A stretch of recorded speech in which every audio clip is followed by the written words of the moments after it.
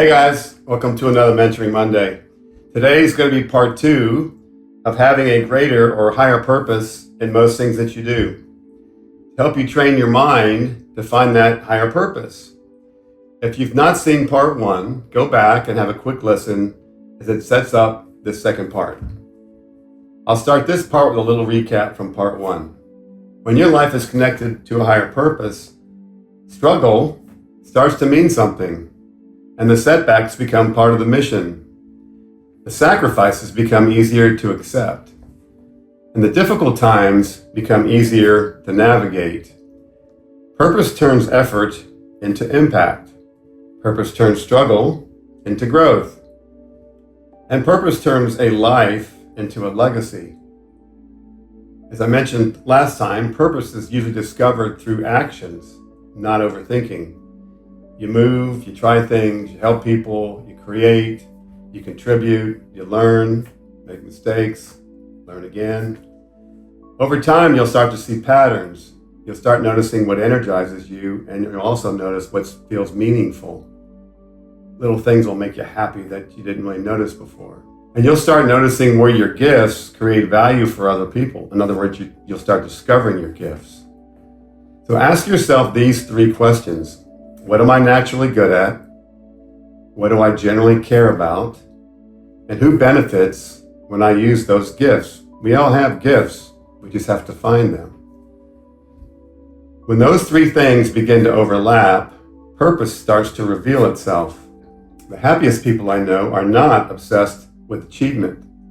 They're obsessed with contribution. Purpose creates motivation that survives emotion. Some days you won't feel inspired, and some days you won't feel creative or even confident. Purpose says, keep going. Purpose says, this matters. Somebody needs what you have to offer. And purpose says, this will help someone. If all the money showed up tomorrow, and if all the recognition arrived tomorrow, and if all the success you wanted suddenly appeared, you had it all, what would still matter to you? Because at the end of the day, goals are important, success is important, growth is important, but purpose is what gives all those things meanings. So what is your higher purpose? Not your next goal, not your next achievement, not your next milestone, your purpose, the reason behind it all. An example for me of what is my purpose in music. You may have heard this before, but I'll say it again. Why do I do this? Well, I love to mentor and teach. I love to bring creative ideas and inspirational messages into trance music. They don't do anybody any good if they stay inside my head. To communicate some of my life lessons to the world, and what better vehicle than music? The more uplifting and beautiful the music, the better. That triggers emotions. I love to build relationships all over the world with like-minded people. People with a growth mindset and people who love to grow and improve as a person. I love to help people get the best out of themselves. And my actions are not transactional. It's just no fun just doing a transaction. I want to get a little deeper.